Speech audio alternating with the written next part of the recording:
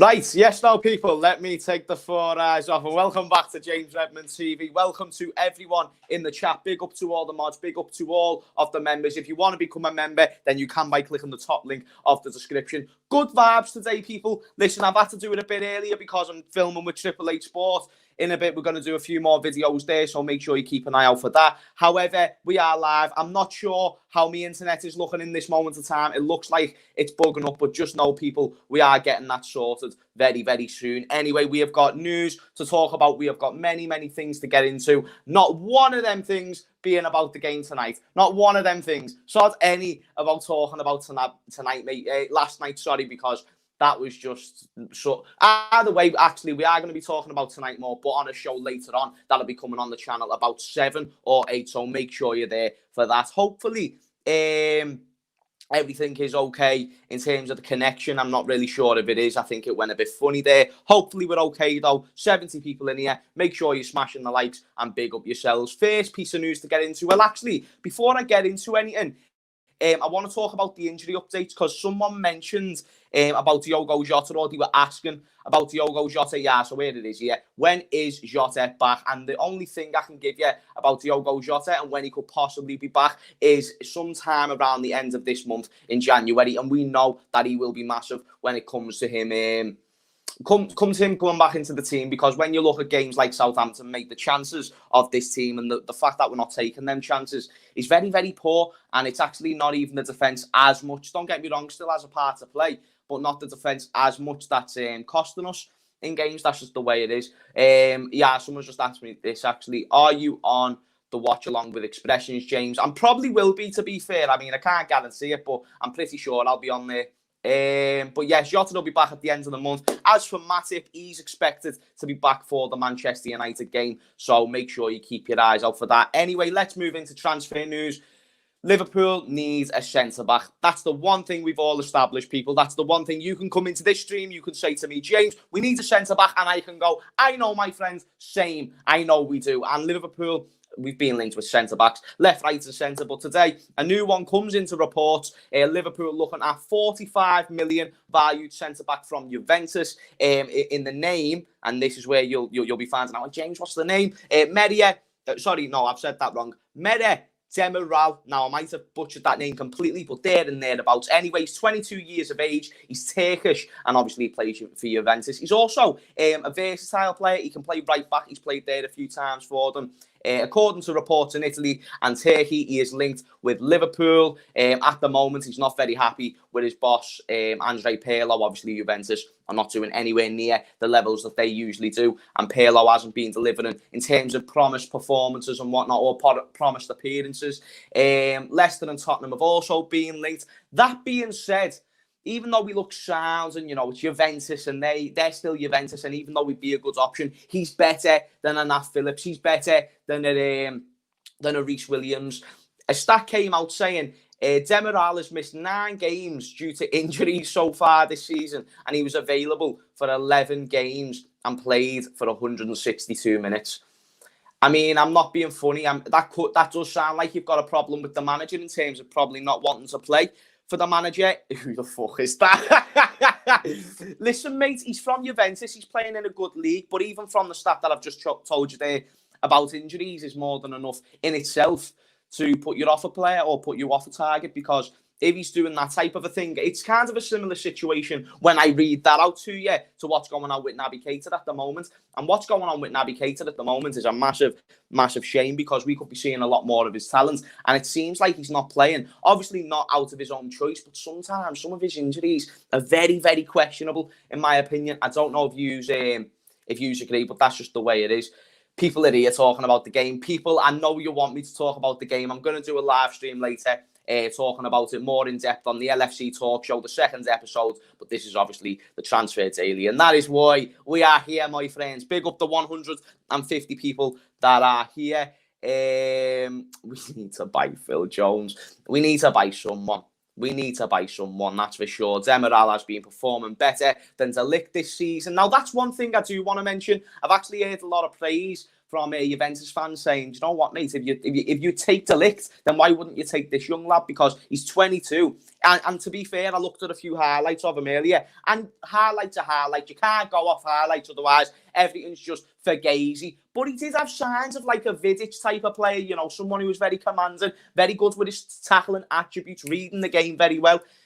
I like the look, but when you tell me about the games that he's missed, and I'll read it one more time, missed 9 games due to injuries this season. He's played 682 minutes in a possible 11 games. It just doesn't fit the criteria of what Liverpool need right now. A fit, reliable, decent centre-back. And we can get people cheaper. That's why I don't get why we don't go and get Sven Botman. If we are linked with Sven Botman, then why haven't we got him already? Because Sven Botman's the perfect option. Per Shares doesn't want to come to Liverpool. We've established that.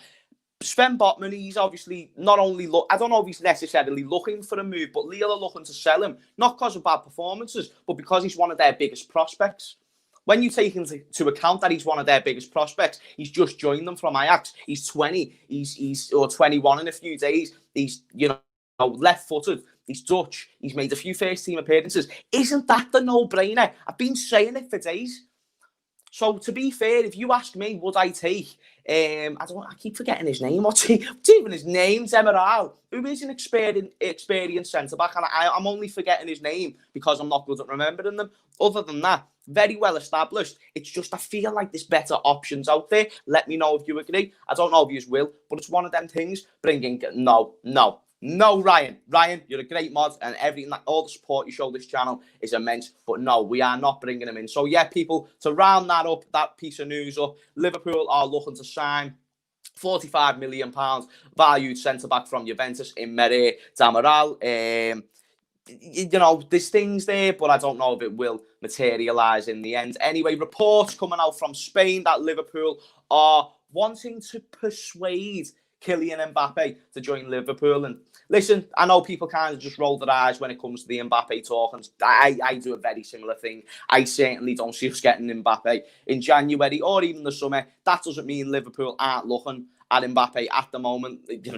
Maybe not in terms of recent form, but in terms of recent seasons, Liverpool have been very, very good, and that means big players will be linked to the club, and Liverpool will be looking at big players, and Kylian Mbappe, I'm sure, is on our radar. He's on every team's radar. Man City will take Mbappe, we take Mbappe, but I've said it for a few days, even though my man Mini Mo, he's not in form. Well, Mini Mo isn't out of form. Big size Mo is out of form. Mane actually had a good game yesterday, so Mini Mane can get off with that one. But anyway, we're back onto Mbappe. Any club takes him. Right now, I wouldn't have him over Salah, or I wouldn't have him over Mane. People will say, James, you're a biased Liverpool fan. That's just my genuine opinion. I feel like they're just more proven right now. Doesn't mean I won't take Salah. It doesn't mean I take Salah over Mbappe in 3 or 4 years. I understand this. But right now, Salah is in his prime, and I appreciate that. Therefore, that's why I'd rather keep Salah. Doesn't mean I wouldn't take Mbappe. And Mbappe, over the long term, offers a lot to Liverpool, and I will tell you that, and I'll tell you that for free. It doesn't mean that we need him. It's not a necessity right now. But Liverpool are interested. Obviously, Real Madrid are interested, and I'll be curious to see if we do ever see Mbappe in a Liverpool shirt. Because even though it's unlikely right now, it would be an exciting one, wouldn't it? You know, he is one of the biggest prospects in football. You can't ever dispute that. And I like Kylian Mbappe. He shows good things, and he's actually turned out to have a good season, which I didn't know was the case. But anyway, people, last piece of news, and I'm sorry today was a short one, but because this is a daily transfer news, sometimes there's more news than others, you know what I mean? There's more things to talk about than others. Like I said, there's an LFC talk show, episode 2, coming out later, where we're going to be talking about the game last night. But I might even try and get someone on, another Liverpool fan. I'm not sure yet, but either way, we're going to be doing a few quizzes. It's going to be good, people, so make sure you're there. About 6 o'clock, I'd say. From Ryan, Jota came like an RKO out of nowhere. Imagine we woke up tomorrow morning and Mbappe had signed for Liverpool. Listen, it doesn't surprise me when Liverpool do things like that, but I think that would be massive. Antonio Rudiger is literally a free agent. Is he? Do you mean like a contract? Because I swear he's actually still at Chelsea. Maybe I'm wrong there, but I swear he's still at Chelsea and he's not like actually a free agent. Either way, he's better than what we've got. That's all I'm offering. But I'm on the Sven Botman train. Choo choo, motherfuckers. Someone just mentioned a comment about Vestergaard. Vestergaard is a great shout, Premier League experience. By the way, people, 300 people in here, make sure you're smashing the likes. And I'd love Vestergaard, Jake. You're absolutely right. And I've echoed this for time.